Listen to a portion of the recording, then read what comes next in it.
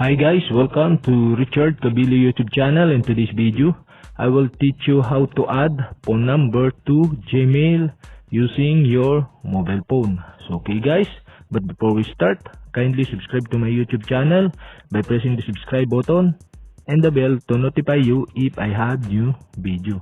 So okay guys, let's start. You all have to do is go to your Gmail app in your mobile phone.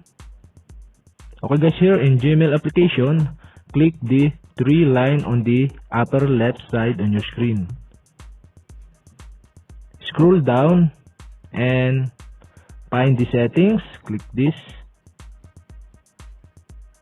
Okay guys, here in settings, I have two Gmail account here, and click the Gmail account you want to add the phone number.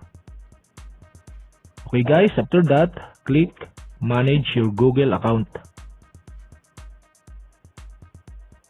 And okay guys, here in your Google account, click personal info. Okay guys, here in personal info, scroll down and find the contact info, then select phone.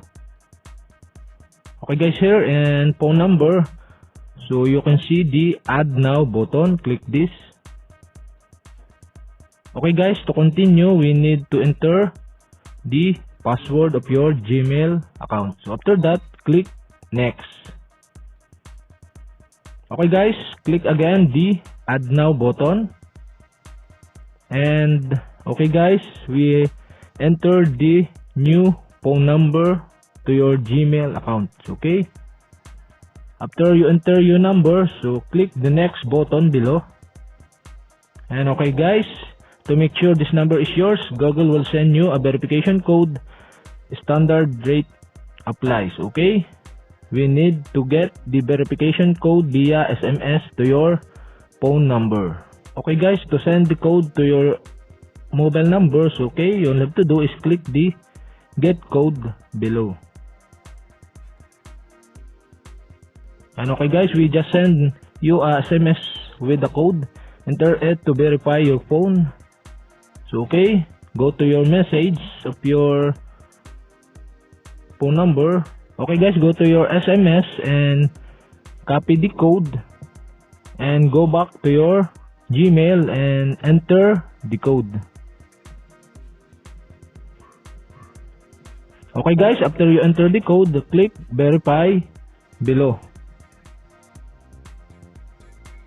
Okay guys, the phone number are added. So okay guys, that's it. And if you have a question, kindly comment below.